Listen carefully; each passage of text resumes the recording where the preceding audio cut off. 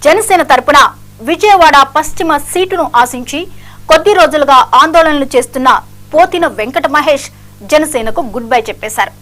జనసేన పార్టీకి పదవులకు పోతిన రాజీనామా చేశారు. పొత్తుల్లో భాగంగా బెజవాడ వెస్ట్ బీజేపీకి కేటాయించడంతో అసంతృప్తికి గురైన పోతిన జనసేనానిపై ఒక రేంజ్ లో ఫైర్ అయ్యారు. పీఆర్పీ పెట్టినప్పుడు కేసినేని నాని ఇదే తరహాలో చిరంజీవిని టార్గెట్ చేశారు. ఇప్పుడు టికెట్ దక్కలేదని పోతిన మహేష్ కూడా సేమ్ సీన్ రిపీట్ చేసి కేసినేని బాట పట్టడం హాట్ టాపిక్ గా మారింది.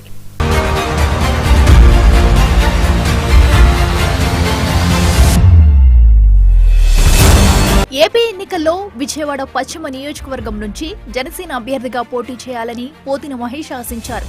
తనకు సీటు ఇవ్వాలని కొన్ని రోజులుగా ఆందోళన కూడా చేశారు. అయితే పొత్తులో భాగంగా విజయవాడ పశ్చిమ సీటును బీజేపీకి కేటాయించారు. రాజ్యసభ మాజీ సభ్యులు సుజనా చౌదరి బీజేపీ అభ్యర్థిగా వెస్ట్ బరిలో దిగారు. దాంతో తనకు సీటు దక్కకపోతే అప్పటి వరకు పవన్ ఫోటో పెట్టుకుని ఇండిపెండెంట్ గా అయినా పోటీ చేస్తానని, పవన్ పై తనకు అంత నమ్మకం ఉందని చెప్పుకొచ్చిన పోతిన మహేష్ జనసేనకు రాజీనామా చేసి జగన్ సమక్షంలో వైసీపీ కండువా కప్పేసుకున్నారు.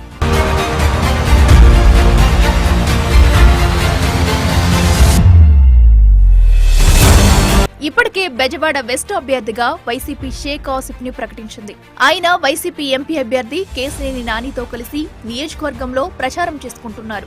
టీడీపీ నుంచి వైసీపీలో చేరిన ఎంపీ కేసినేని నాని బెజవాడకు చంద్రబాబు హయాంలో అన్యాయం జరిగిందని, వైసీపీ హయాంలో అభివృద్ధి పరుగులు పెడుతుందని ప్రచారంలో చెబుతూ తనను ఆసిఫ్ ని గెలిపించాలని కోరుతున్నారు.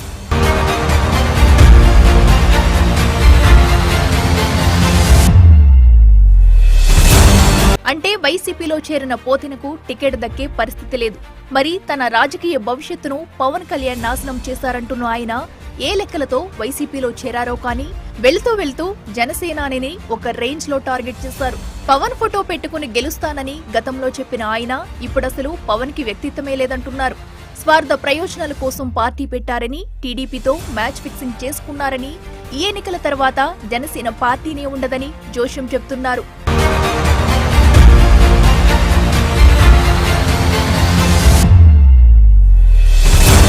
పోతిన మహేష్, కేసినేని నానిలు వైసీపీలో చేరడంతో పాత ఎపిసోడ్లు గుర్తు చేసుకుంటున్నారు బెజవాడ వాసులు.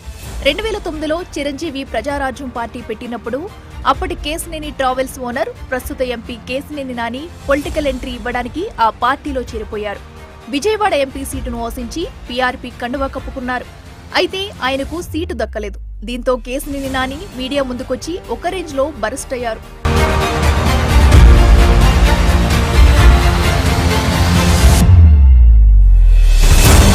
చిరంజీవి, అల్లు అరవిందులు సీట్లు అమ్ముకున్నారని విమర్శలు గుప్పించారు. కొందరి వద్ద ఇళ్ల స్థలాలను రాయించుకుని మరీ సీట్లు కేటాయించారంటూ అప్పట్లో కేసినేని నాని బహిరంగంగానే విమర్శలు చేసి ఆ తర్వాత టీడీపీలోకి జంపయ్యారు.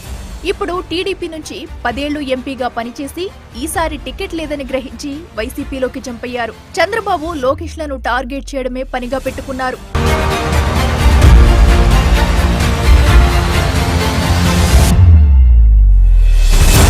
తాజాగా పోతిన మహేష్ కూడా కేసినేని రూటే ఫాలో అయ్యారు. కేసినేని అన్న చిరంజీవి పార్టీని టార్గెట్ చేస్తే పోతిన తమ్ముడు పవన్ కళ్యాణ్ పై నిప్పులు చెరుగుతున్నారు. వాస్తవానికి జనసేన పార్టీ ఆవిర్భావం నుంచి ఆయన జనసేనకు పశ్చిమ ఇన్ఛార్జిగా ఉన్నారు.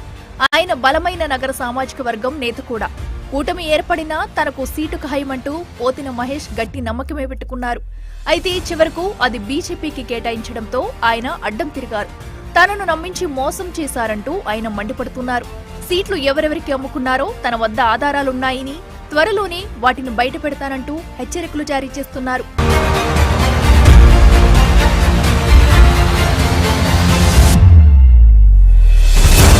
ఇప్పుడు పోతిన మహేష్ వ్యవహారంతో నాడు కేసినేని నాని ఎపిసోడ్ గుర్తు చేసుకుంటున్నారు బెజవాడ వాసులు.